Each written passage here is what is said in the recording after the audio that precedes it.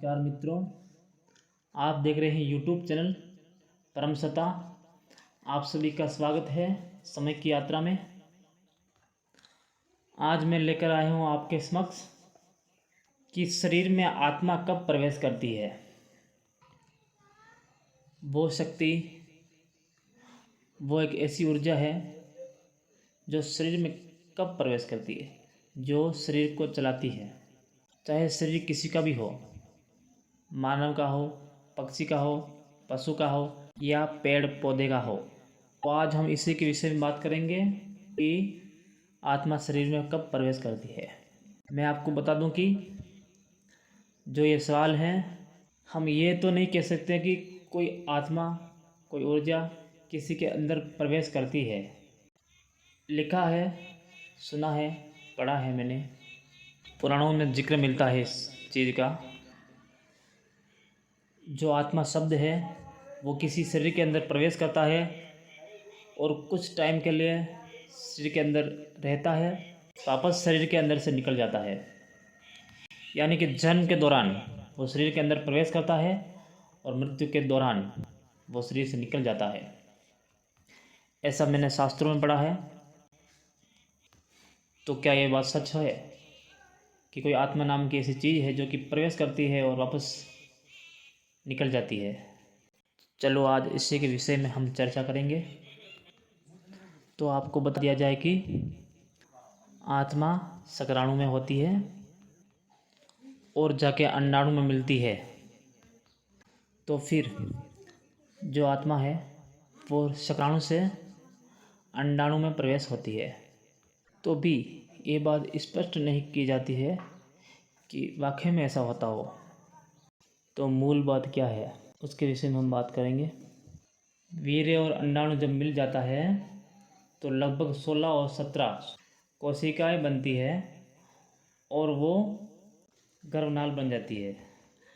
बच्चे के अंदर से गर्भनाल जब निकलती है, 16-17 कोशिकाएं जब निकलती है तो तब बनती है गर्भनाल। जब बच्चे के अंदर से गर्भनाल निकलती है तो वो गर्भनाल माँ से अटैच हो जाती है।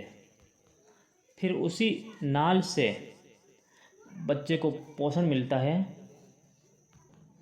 और वो पोषण मिलते मिलते बच्चे के शरीर के सूक्ष्म जो नाड़ियाँ होती है, सूक्ष्म नाड़ियों का निर्माण होता है। किसके जरिए? वो नाल के जरिए। जो माँ जो कुछ भोजन ग्रहण करती है, वो भोजन उस नाल के जरिए बच्चे के शरीर के अंदर की नाड़ियों का निर्माण होता है और बच्चे का पोषण बन जाता है। तो जब ये प्रक्रिया होती है, नाल का माँ से अटैच होना और बच्चे को पोषण मिलना, तभी एक सूक्ष्म शरीर के विषय में बात कर रहा हूँ।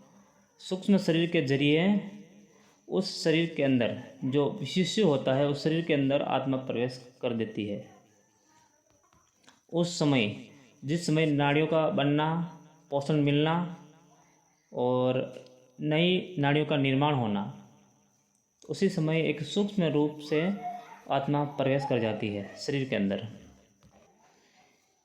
एक दूसरी बात और सामने आ रही है कि कहा गया है कि छोटे छोटे वीर्य के कण जब किसी औरत के घर में प्रवेश करते हैं तो फिर एक मांस का गोला बनता है और किसी औरत को गर्भ धारण करने में 40 या 45 दिन का समय लग सकता है।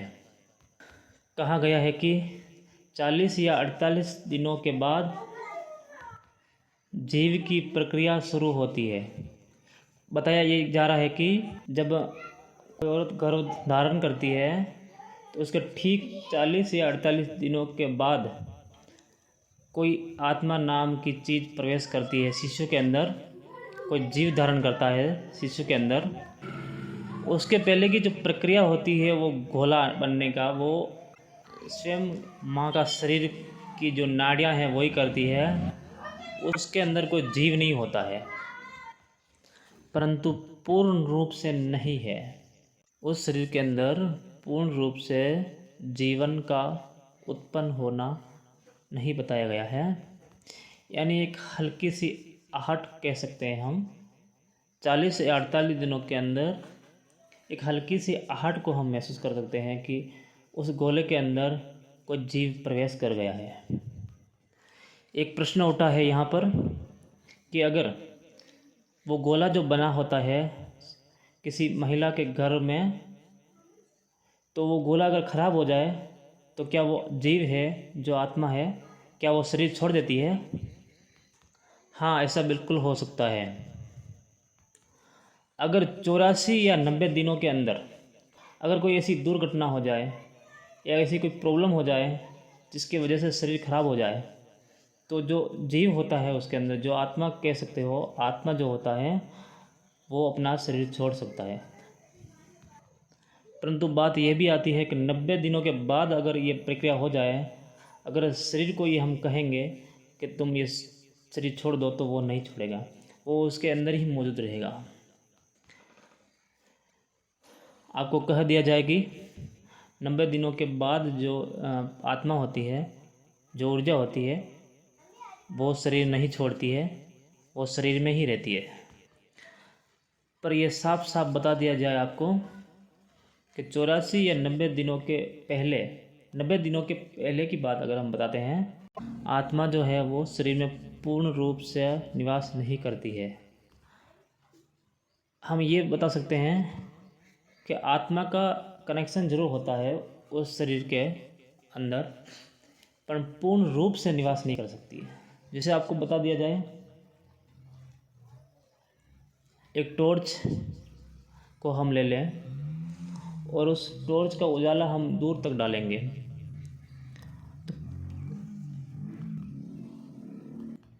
उस टॉर्च के जो प्रकाश है, जो उसकी जो रोशनी है, उसकी कैपेसिटी होती है। अगर उस टॉर्च के अगर रोशनी को हम पास नज़दीक डालेंगे तो हमें वो सामान नज़दीक से दिख जाएगा, परंतु हम दूर डालेंगे तो वो सामान कुछ हम देखने का प्रयास करेंगे तो वो दिखेगा नहीं। यानी कि प्रकाश तो ज़रूर उस सामान तक जा रहा है, पर उतनी रोशनी नहीं मिल पा रही है उस सामान के लिए जो हम देखना चाहते हैं। ऐसे ही होता है, 84 दिनों के और 90 दिनों के पहले आत्मा शरीर में रहती है, पर पूर्ण रूप से नहीं। और आपको बता दिया जाए कि यहाँ आत्मा की सोचने की बात आ रही है। आत्मा जो होती है वो सोच सकती है, वो शिशु के बाहर ही हिस्सों में रहकर ये तय करती है जो को माँ का शरीर है वो इस पिंड को छोड़ तो नहीं देगी।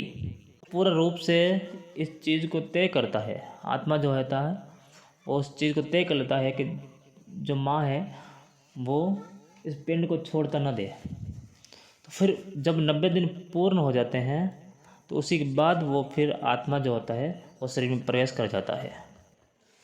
तो किसी ने सवाल किया है कि आत्मा का निवास कहाँ होता है? जब शिशु के शरीर में तब आत्मा धारण करता है, तो जैसे जैसे शिशु बड़ा होता है, शिशु जब छोटा होता है तो उसके पूरे शरीर बॉडी के अंदर हम आत्मा को मौजूद कह सकते हैं।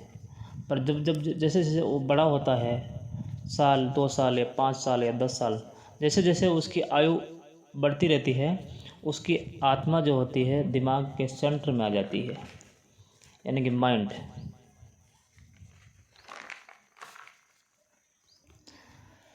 चलो भाइयों, मैं इस बात को यहीं ख़त्म करता हूँ। तब तक के लिए नमस्कार, जय हिंद, जय भारत।